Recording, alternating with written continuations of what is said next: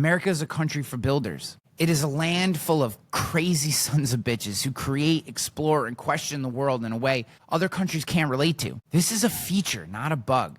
In America, all men and women are created equal. However, they are not guaranteed an equal outcome. America demands radical responsibility. It falls to us, you and me, to fight for this country, not with violence or harsh language, but with our actions. Work hard, love, be compassionate and understanding, listen in earnest, give without expectation of reciprocation, be present. Get involved in your community, live healthy, build wealth. America is advanced citizenship. It's not supposed to be easy. It is the difficulty that comes from living with such a diverse and dynamic population that we derive our great prosperity that we all enjoy.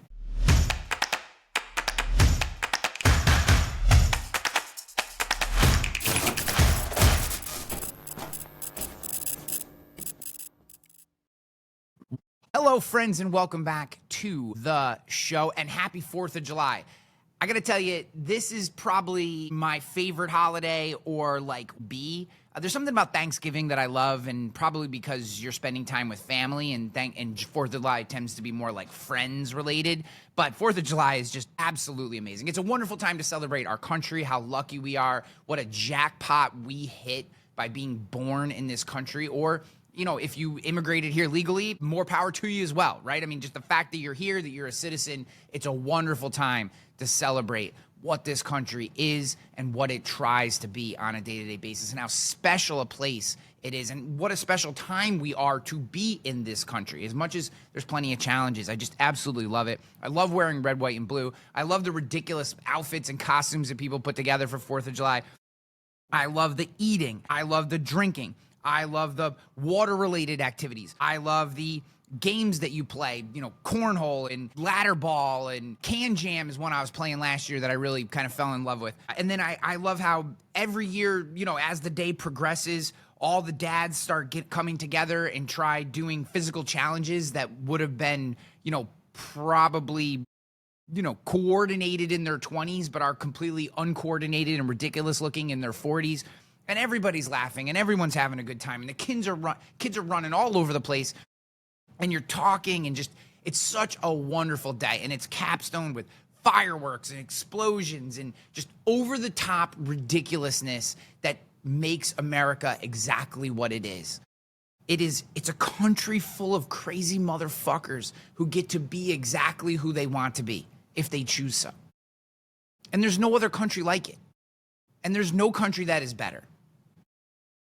And the fact that we've built this thing in such a short amount of time, and by we, I mean all the people, all the citizens of this country that came before me, that came before us. And I just love it.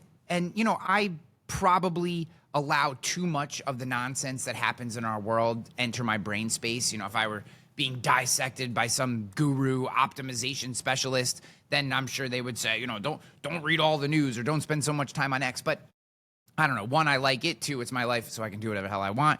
And three, you know, I am interested in the mentality, the psychology behind those who would live in this place and advocate tearing it down. Like, how entitled, how silly, how trite, how childish could you possibly be that you're advocating on a consistent basis for tearing down a structure that has single-handedly built the most successful civilization in the history of the world in the shortest amount of time? Because, my friends, we have to live in reality. If there's one theme that I'm going to focus this show on moving forward, focus my work moving forward, both here on the podcast, in our community at Finding Peak. If you go to findingpeak.com, unreasonable people searching for unreasonable outcomes, we're writing tips, tactics, ideas, strategies, case studies. Go, it's free, check it out. If you're interested in the paid membership, you can upgrade. Lots of cool stuff comes with that, as well as some personalization, some one-on-one stuff. So check that out if you're interested. But there's something that there's this concept that's been digging at me that I've wanted to share with you for a while, and it's like, how can I look at the idea of something like socialism, right? Like this mayoral candidate who just won the Democrat primary in New York City, right? Mondami. Absolute socialist, calls himself Democratic Socialist, which is which is just, they put the word Democrat on front, just so you know, so that socialist doesn't sound as bad, but it's still socialist, right? And does not believe in Judeo-Christian values, is a pure socialist, wants to, has said in interviews, wants to seize the methods of production, which is straight out of Marx, right? And there are people in our country who are buying this, voted for him. Now, granted, maybe you just hated Cuomo.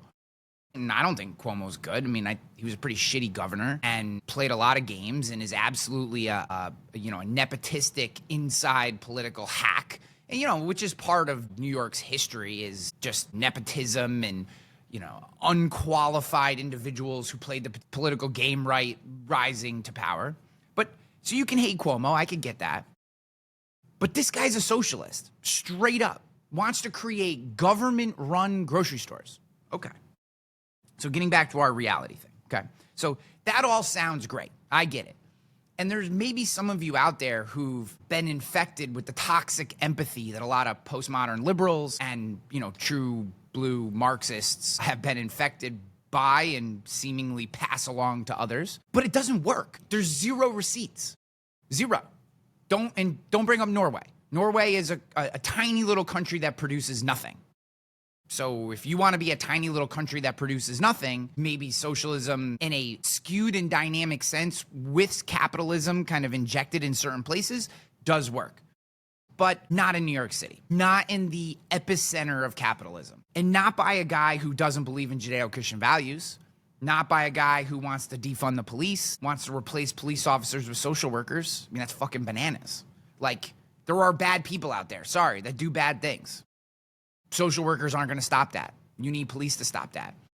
People who don't do bad things don't want to live near people who do bad things. And if you aren't policing people who do bad things, then the people who don't do bad things leave, and your city or town becomes a ghost town and becomes filled with people who are desperate and commit crimes to make up for the fact that there's no economy and no money and nothing happening. And your entire ecosystem structure and community/society falls apart. And we've seen this in every socialist experiment that has happened thus far. Every single one. Yet here we are again, trying to talk about, well, that wasn't real socialism. Well, what? That doesn't make any sense. Socialism goes against all of human behavior, except for our desire to be victims, which socialism works perfectly for individuals who have been indoctrinated with the idea that it is always someone else's fault. Okay, so we have a system, capitalism / the ideals upon which the Constitution and the Declaration of Independence were written, mixed with Judeo-Christian values that we know works incredibly well. Incredibly well. No matter where you start, you have an opportunity to finish above that position. It may not be as high as others, but every human born in the United States has the opportunity to socially rise, to financially rise. Every single one, regardless of where they start. Now, some start in really shitty positions, and that progress may not be as far as others. And frankly, I think it's despicable how much time and attention we spend as a country overseas when there are so many people inside our country that are hungry, that can't pay their bills, that can't get a job. I live near some of those communities in upstate New York. And that, to me, is where we should be spending our time and our effort, not bombing other countries. People ask me all the time, why did you vote for Trump 3 times? I'm a single issue voter. When I look at the candidates, I do mental math, because obviously I don't know what's actually going to happen, to see who do I think, which of these candidates will less humans in the world die. And for me, in all 3 cases, against Hillary Clinton, against Joe Biden, and ultimately against Kamala Harris, I believed that less humans in the world would die if Donald Trump was the president. And I believe that I've been and would have been right in all those scenarios if Trump had won in 2020. That's why I voted for him. Now, there are other reasons that I think he's a better candidate as well. I also am not so immature that his angry language or the way that he talks offends my coastal elitist sensibilities so much that, I can't look below at what he's actually doing. As of the recording of this, just over 100 days in, the tariffs have brought in $127 billion in revenue to the United States. So every talking head who said that this was crazy was wrong. The markets are up, right? Interest rates are on hold and now have been signaled to go down in the next quarter. Gas prices are at an all-time low for the last decade. Look at what's actually happening. Get past the fact that in your social group with your girlfriends, you can't talk about Trump because he's bad, or, someone once called him racist, and God forbid that label be applied to me, even though I don't think that there's any justification for that in any way, shape, or form. We have to live in reality. You may not like the way Trump talks, but is he doing a good job? And if he did a bad job, I would have to look at that too, and I would be okay with that. I honestly don't give a shit whether I vote for a Democrat or Republican. I want to live in reality. And I want to surround myself with people who live in reality. Because if we can do that, then we can harness the system that this country has built to become the best version of ourselves with no throttles or anchors. And I don't think that's possible anywhere else. And it's why I love this country. I can go as far as I'm willing to work and sacrifice to get to. And when I decide I've had enough, I can downshift. And if I do not get where I would like to be, maybe I just wasn't good enough. And see, that's the part that no one wants to say. The hard part about the American system is you might not be good enough. You may have picked the wrong career. You may have picked the wrong skill to leverage. You may not have put enough work in to be good enough for people to give a shit or for people to value what you do, because you're just not that good. And that's the hard part about this. No one wants to hear that. When you're raised in, the early 2000s, and, you're looking at these Gen Zs and stuff, they've simply never heard that they're not good enough. They've never heard it. They have no idea how to handle it. So when they hit the reality, when they hit the real world and they're not getting hired for the job and they can't pay back their loans and they can't, get the car that they want and they're living in a crappy apartment, they don't know how to handle that. But that's reality. But here's the good part of that. When you get that feedback, if you're willing to be self-aware, if you're willing to consider why you're in the situation you're in and make the necessary changes, you can rise out of it and no one is stopping you. If New York City's not working for you, you can go to Florida. You can go to Texas. You can go to Nashville. You can go to Charlotte, North Carolina. You can go to Bozeman, Montana. You can go wherever you want. No one is stopping you. If you have a great idea for a new app to put on the App Store that makes millions of people use, no one is stopping you from do that. If you want to write a book, no one is stopping you from do that. If you want to live like a mountain man in the woods and live off the land, no one is stopping you from doing that. With great freedom and the responsibility of that freedom comes the potential consequences of not being good enough. And unfortunately, my friends, if you ever desire any type of meaning or purpose in your life, any type of sustained happiness, that's the game you have to play. And in every society around the world that we've seen personal responsibility, which is a hallmark and core tenet of the American society, play a prominent role, those societies have flourished.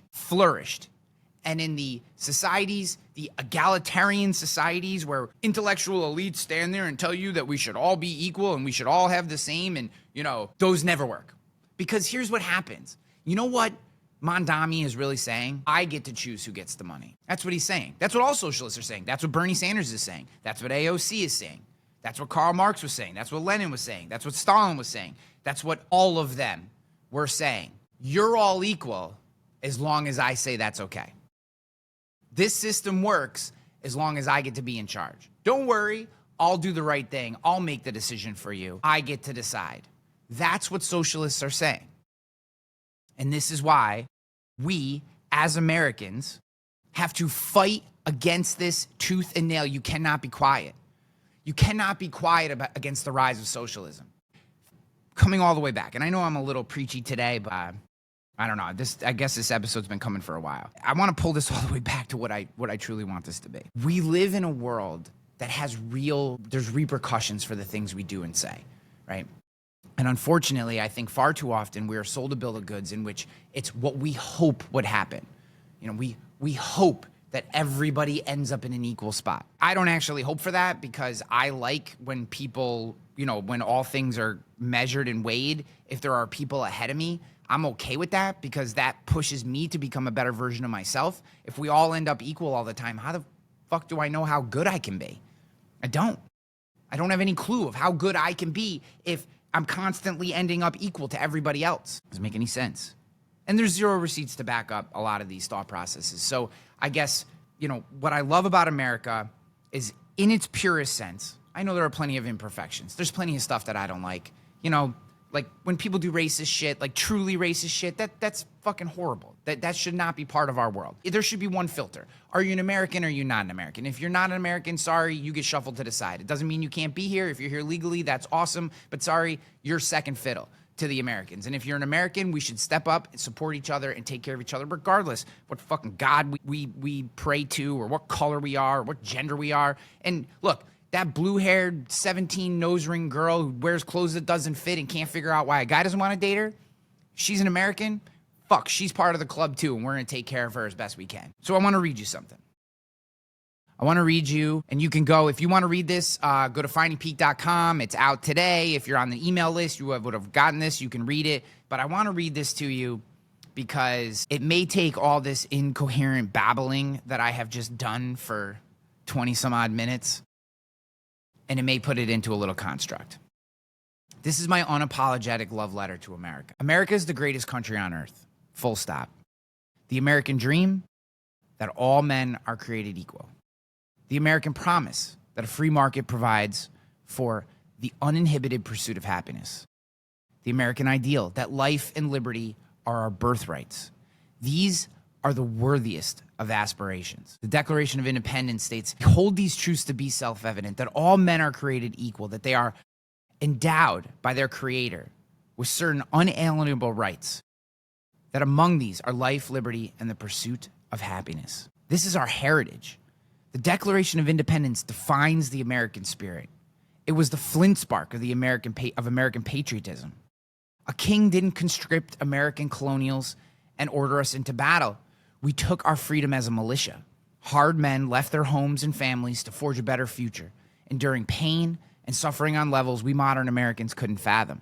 Strong, determined women ran households and businesses, never knowing if their husbands would ever return or what their children's future would look like if the rebellion were unsuccessful. Strong Americans create easy times.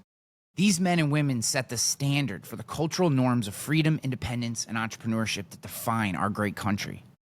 Our prosperity is built upon their sacrifice. Today, centuries removed from those sacrifices, honor and appreciation for our founding fathers has devolved into entitlement, victimhood, and apathy. We're forced to endure anti-American sentiment from generations of weak men and women. We have the gall to look back at the founding fathers as racists, murderers, and criminals. And to live in a time so free and prosperous, you're allowed to distort your own insecurity and selfishness into hatred for the very system that gave you that freedom in the first place. Weak Americans create hard times. Unfortunately, the prosperity created by the combination of capitalism and Judeo-Christian values has given space for Marxism and authoritarianism to once again take root. We have a panic attack when the Wi-Fi is spotty. We're offended by words, and even some of us believe words are violence. We complain about living in the freest, most inclusive, and prosperous nation the world has ever known. The self-righteous weakness it takes to disrespect America is astounding. This sentiment was captured in a recent Wall Street Journal study. America pulls back from the values that once defined it. Patriotism, religion, hard work hold less importance. In the study, the proportion of respondents who considered patriotism very important decreased from 70% in 1998 to 38% in 2023. We also saw dramatic drops in couples having children, in community involvement, in religion. This drop in patriotism is more likely a derivative of the precipitous decline in core values such as religion, child rearing, and community involvement, as seen in the charts above. What have we used to replace the moral values that have guided flourishing human societies for millennia, including our own for over 200 plus years. Victimhood. Victimhood and its cousins, consumerism, secularism, and narcissism now reign supreme. If you're not getting yours, it's America's fault. Specifically, whatever polar opposite viewpoint your side has told you to hate and blame for all your problems. Do you know what will make you feel better? Blame someone else and buy more stuff. And you don't have money? It's their fault. We'll give you some money so you can buy more stuff. Instead of understanding, we criticize. Instead of compromising, we accuse. Instead of listening, we shout the other side down with louder and louder rhetoric that makes increasingly less sense. Feeling a little depressed? Blame someone else and buy more stuff. No meaning in your life because you never started a family? Blame someone else and buy more stuff. Anxiety because the world is going to overheat and kill everybody? Blame someone else and buy more stuff. Don't worry about that debt. We'll forgive it. You sit on the couch, eat more chips, watch more Netflix, and buy more stuff. Oh, and if something happens that doesn't make you feel good, don't worry. It's someone else's fault. Slowly, little by little, we lose touch with the American dream, the American promise, and the American ideal. We get fat, lazy, and depressed. All we want is someone to blame for the nagging pain we live with daily. It must be their fault. And when all hope feels lost, we turn on the very institution of America itself. We curse America. We denigrate the flag that represents its values and honors its heroes. We become so hollow inside from years of selfishness and secularism that the promises of socialists begin to make sense. We stop living in reality. America and a more perfect union. We, the people of the United States, in order to form a more perfect union, establish justice, ensure domestic tranquility, provide for the common defense, promote the general welfare, and secure the blessings of liberty to ourselves and our posterity, do ordain and establish this Constitution of the United States of America. We, the people, is important. But the brilliance of the opening line to the Constitution is to form a more perfect union. More perfect, not perfect. America is not perfect, far from it. But then perfection was never the goal. For in the brilliance of our founding fathers was the understanding that America is a set of aspirational ideas, an experiment that would take centuries or longer to work to achieve. Ideals such as individualism, the idea that each person has the right to make their own decisions and to express their own opinions. Freedom, the belief that in personal, political, and economic liberties and the protection of these rights from governmental interference. Equality, the idea that all people are created equal and should have equal opportunities. Democracy, the United States was founded as a representative democracy, a republic, and the value of democratic governance runs deep in American culture. Capitalism, the belief that anyone, regardless of their background, can succeed if they work hard. This is often associated with the opportunity for economic advancement and upward mobility, also known as the American dream. Patriotism, a sense of pride and loyalty to the country and its ideals, is a strong value in American culture. Rule of law, the principle that the law applies equally to all citizens and that no one is above the law. Respect for diversity. While there has been and continues to be significant struggle and conflict over this value, the ideal of America as a melting pot of different cultures, races, and religions is a key part of our identity and one I truly love. Self-reliance. Many Americans value the ability to take care of oneself without relying on external assistance. This ties into the value of individual philanthropy. Americans are known for their charitable giving and willingness to volunteer their time and resources. We give more to the world than any other country. Higher authority. In God we trust is not simply an homage to Jesus or the Christian God. It's a reminder that we all serve a higher authority bigger than ourselves. The humility of the founding fathers, our founding fathers had to write a more perfect union instead of a perfect union. It cannot be understated. Because America is highly imperfect. Slavery was horrific. Racism still exists. Elitism and class warfare are predominant. Corruption is widespread. Violence is increasingly unchecked. And socialism survives. That on this day of January, in the year of our Lord 1800 1863, all persons held as slaves within any state or designated part of a state, the people whereof shall be then in rebellion against the United States, shall be then, thenceforth, and forever free. Emancipation Proclamation, January 1st, 1863. We have people willing to fight, willing to die to cure these injustices. Not by tearing everything down, not by destroying, not by building, but by building a more perfect union. The world is full of small-minded shit people who believe their heritage, economic status, or skin color defines their value. We have people willing to fight, willing to die to cure these injustices. Not by tearing everything down, not by destroying, but by building a more perfect union. The world is full of small-minded people who believe your heritage, economic status, or skin color define your value. Postmodern liberalism and its brokey cousin, Marxism, perpetuate these authoritarian belief systems. This will likely always be the case. American freedom comes with the price of having to suffer fools. There are shitty people, narcissistic, selfish, insecure, small-minded people who cannot get ahead without pushing others down. Never trust someone whose first suggestion is to tear everything down. America is worth the fight. America is a country for builders. It is a land full of crazy sons of bitches who create, explore, and question the world in a way other countries can't relate to. This is a feature, not a bug. In America, all men and women are created equal. However, they are not guaranteed an equal outcome. America demands radical responsibility. It falls to us, you and me, to fight for this country, not with violence or harsh language, but with our actions. Work hard, love, be compassionate and understanding, listen in earnest. Give with the expectation, give without expectation of reciprocation.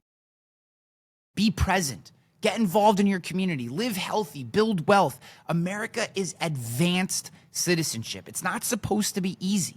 It is the difficulty that comes from living with such a diverse and dynamic population that we derive our great prosperity that we all enjoy.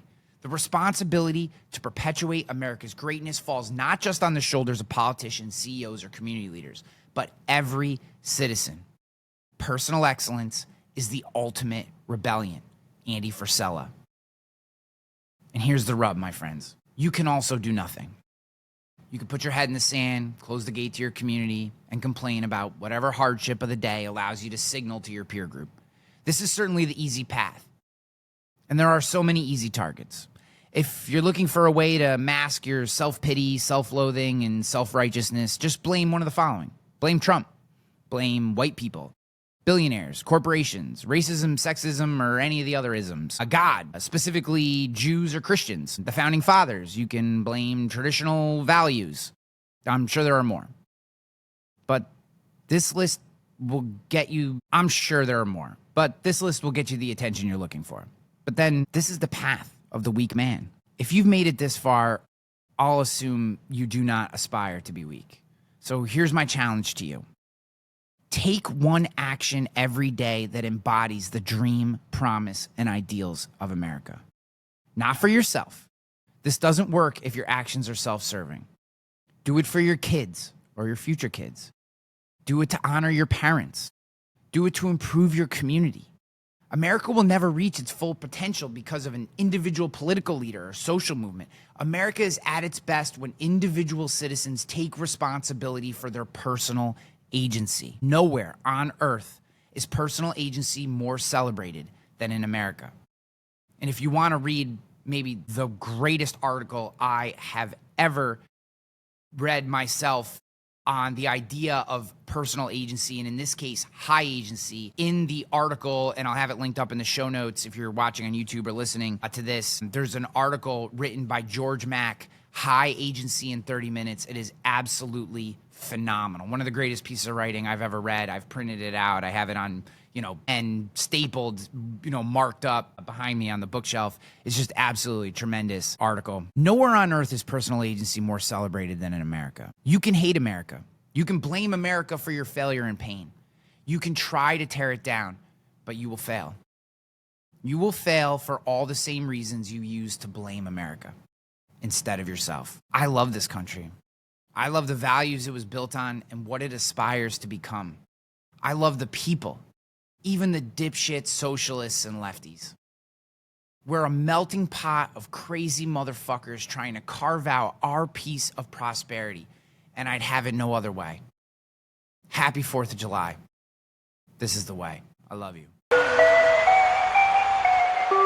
Let's go. Yeah, make it look easy. Hey, stand up. Thank you for listening to The Ryan Hanley Show.